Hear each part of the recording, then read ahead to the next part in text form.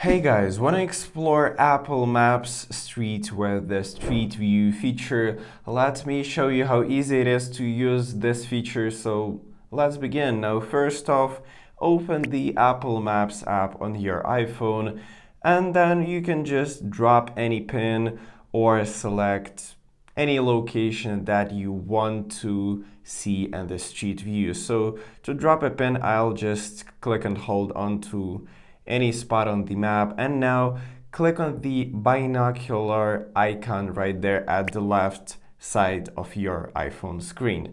So now you'll enter the Street View. You can move around just by using your finger, and then just click on the spot to which you want to jump, and just like that you will be able to move in real time using the Street View feature. So now when ready, just click done at the top right when you're finished, and you can explore any spot on the map by using this feature. So I guess that's pretty much it, guys. So thank you for watching and subscribe for more tips.